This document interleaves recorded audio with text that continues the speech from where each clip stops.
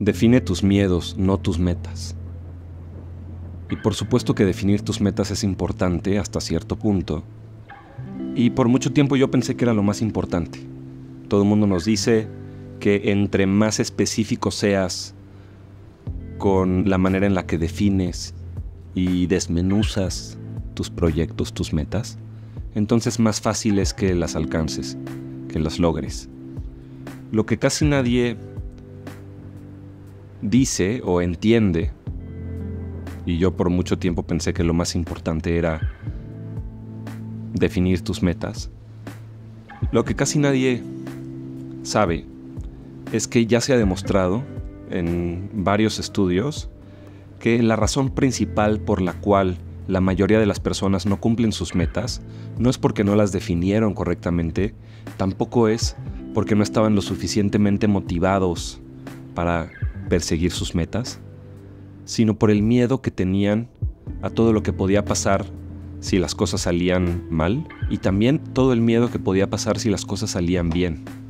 El miedo al éxito y el famoso miedo al fracaso.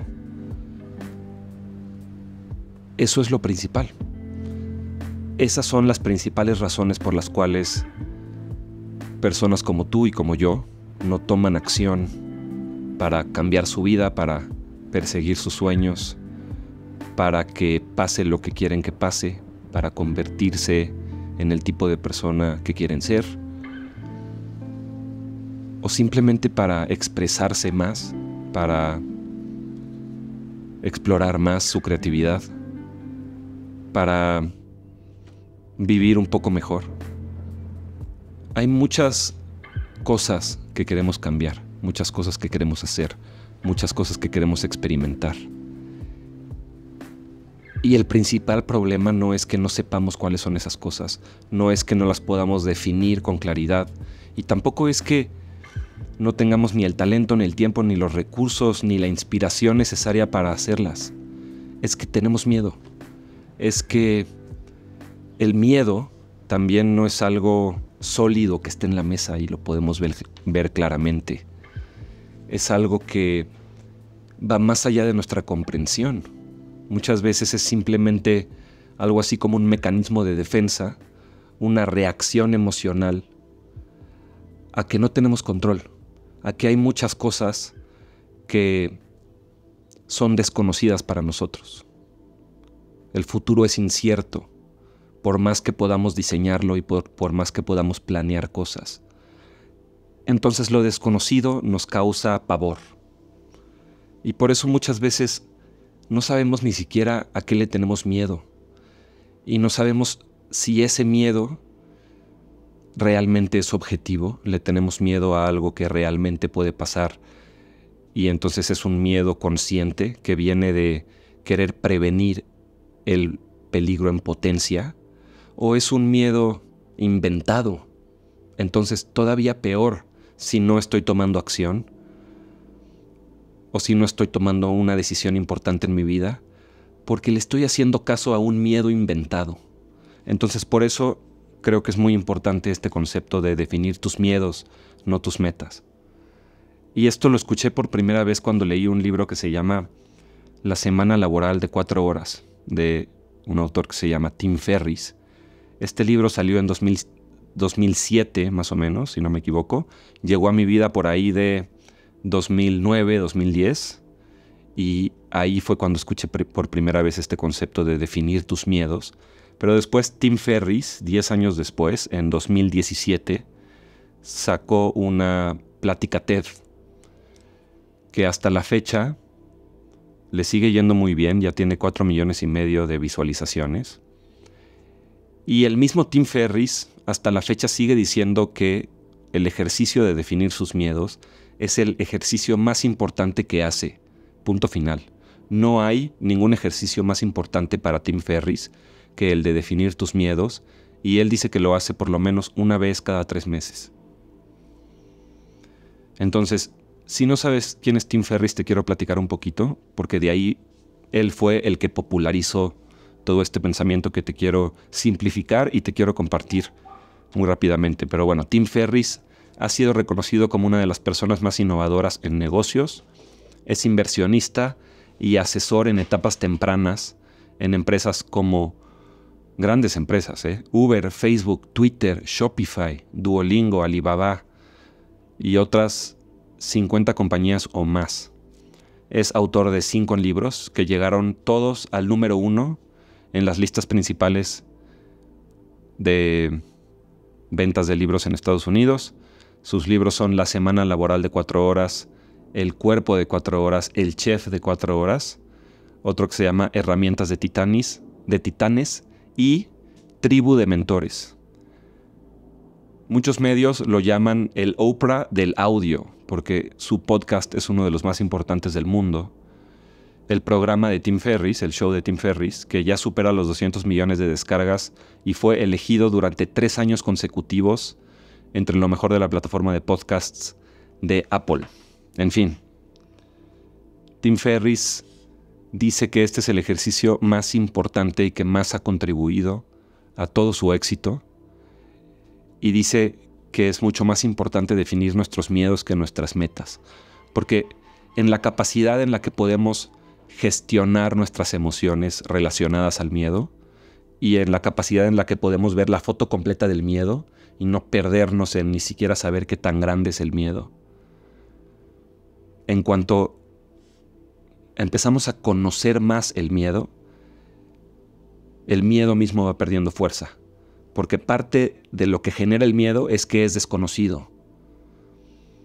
Y por eso también nos paraliza el miedo. Pero cuando empezamos a tratar de verlo con más claridad, poco a poco se empieza a desvanecer. Hay 3 etapas para hacer este ejercicio de definir tu miedo.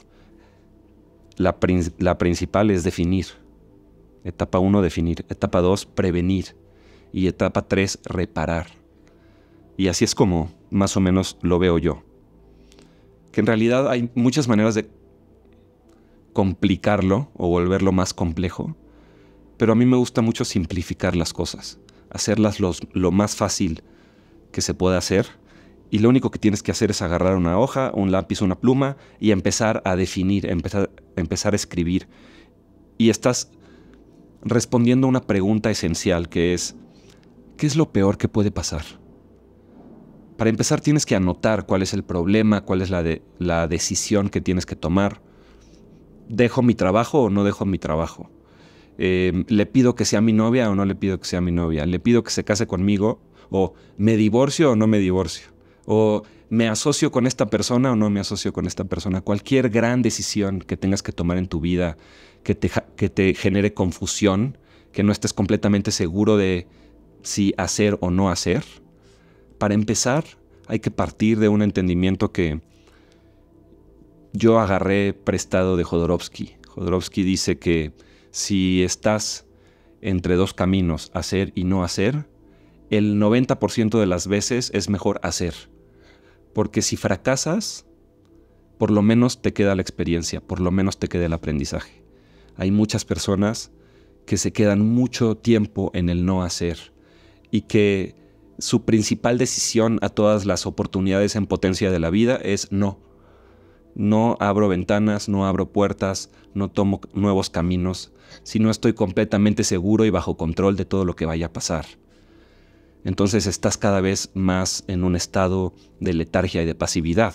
Entonces, en general, hacer siempre es una buena opción. Empezar siempre es mucho mejor opción que esperarte a que todo esté perfecto. Es empezar y luego mejorar, no esperarte a tener todo bajo control o en las mejores circunstancias, porque entonces caes en el síndrome del perfeccionista y tienes pavor de que las cosas no sean perfectas, cuando en realidad lo importante es que las cosas sean mejorables y que poco a poco se vayan mejorando. Entonces, primero que nada, definir. ¿Y qué es lo que quiero definir? Del problema que me causa confusión. ¿Cuáles son las variables de lo peor que puede pasar? No solo qué es lo peor que puede pasar, sino cuáles son los distintos lentes o los distintos puntos de vista por los cuales puedo analizar esta pregunta de qué es lo peor que puede pasar. Y entonces empiezas a escribir. Y en general hay dos áreas de respuestas. Todo lo peor que puede pasar si tomo acción, pero también todo lo peor que puede pasar si no tomo acción. Y por lo general nos olvidamos de esta segunda parte. Nos pasamos mucho tiempo analizando todas las posibles circunstancias o las cosas que pueden pasar, los distintos caminos de lo que puede pasar en potencia si tomo acción, si hago algo. Pero a veces es mucho más poderoso pensar, ¿y qué pasa si no hago nada? ¿Qué pasa si sigo aquí? ¿Qué pasa si pasan otros 3 meses, otros 6 meses, otro año y no cambia nada? ¿Qué dolores voy a tener como consecuencia de eso? Y también, no cómo me afecta nada más a mí, sino cómo le afecta a los que me rodean, a mis seres queridos, a mis familiares y amigos. Si tomo acción, les afecta. Si no tomo acción, les afecta. Porque también a veces solo pensamos en nosotros mismos, pero nuestras decisiones tienen consecuencias en nuestras comunidades.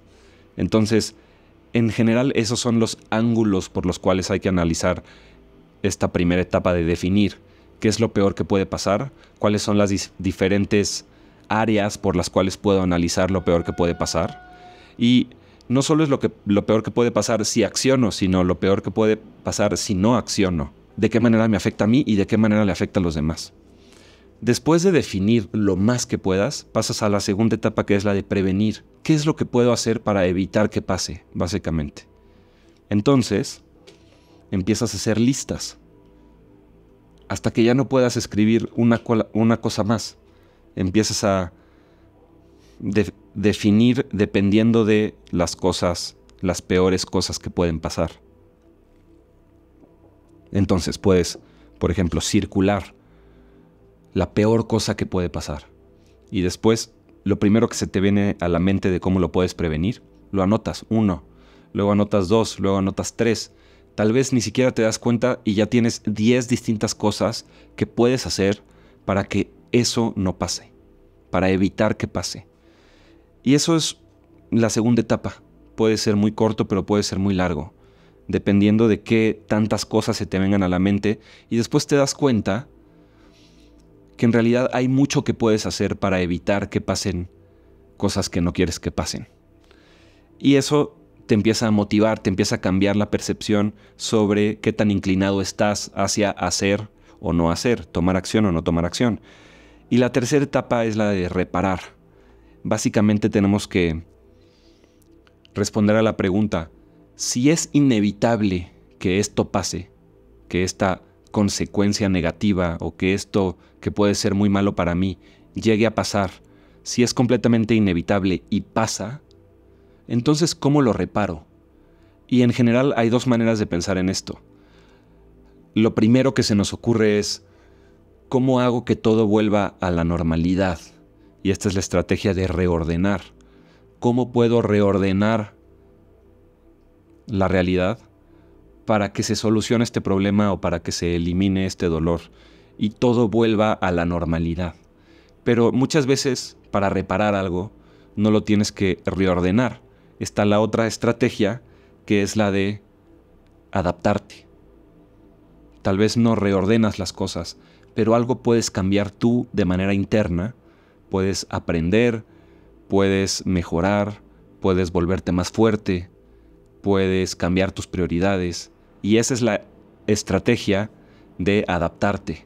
Si no puedes reordenar y recuperar el estado de la realidad para que regrese a la normalidad, tal vez tú puedes cambiar y adaptarte al nuevo estado de la realidad. Entonces, para definir o para concluir y hacer algo así como un resumen de lo más importante de todo esto, primero que nada, definir realmente qué es lo peor que puede pasar, porque eso te ayuda a ver la foto completa. Y vas a ver que tal vez por cada decisión importante de tu vida hay 3 variables fundamentales que están contribuyendo a ese parálisis o a ese miedo o a esa confusión que te lleva a no tomar una decisión contundente. Después tienes que encontrar la manera de prevenir que pasen estas cosas y eso en general cuando lo escribes y lo aterrizas, a lo que te lleva es a darte cuenta que no está tan mal. Muchas de estas cosas se pueden navegar, muchas de estas cosas se pueden gestionar para que no experimentes el peor de los casos. Y por último, si sí llega a pasar, por lo menos tú ya sabes cuáles son las cosas que tienes que hacer para reparar. Y sabes que puedes reparar a través de la estrategia de reordenar, pero también puedes reparar a través de la estrategia de tener un cambio interno y adaptarte a la nueva realidad. Y cuando te das cuenta que adaptarte a la realidad es algo natural, es algo que de todos modos vas a tener que hacer porque la realidad misma tiene tragedias escondidas y tiene retos que de repente salen de un día para otro y tiene relaciones que parecían auténticas pero en realidad tenían una traición de por medio y tiene proyectos que al final solo van a ser una pérdida de tiempo, pero te das cuenta que aprendiste del proceso y entonces cada vez vas cambiando tú y vas mejorando tú para poderte enfrentar a retos cada vez más complejos. Y de eso se trata la vida. Y muchas veces, en vez de practicar el enfrentarnos a retos complejos, estamos en un estado de letargia, de pasividad y de pavor por hacer cosas nuevas y tomar decisiones importantes. Y tal vez te tienes que salir del lugar en donde estás, tal vez tienes que cambiar tu relación, tal vez tienes que cambiar tu trabajo, tal vez tienes que cambiar la manera en la que te hablas a ti mismo o cambiar la historia que te cuentas sobre cuál fue tu pasado. Y para esas cosas necesitas analizar porque hay un miedo asociado y hay ciertas cosas que no entendemos de ese miedo y nos pasamos mucho tiempo definiendo la meta o pensando en cómo me gustaría que sean las cosas, pero en realidad no estamos tomando acción porque nos da miedo el éxito, nos da miedo el fracaso. Y lo único que tenemos que hacer es definir, prevenir y después tener una lista de las cosas que podemos hacer para reparar si llega a pasar lo peor. Y eso hace que el miedo, como ya no es desconocido, ya no nos causa tanto pavor, empezamos a verlo como lo que es y nos podemos liberar.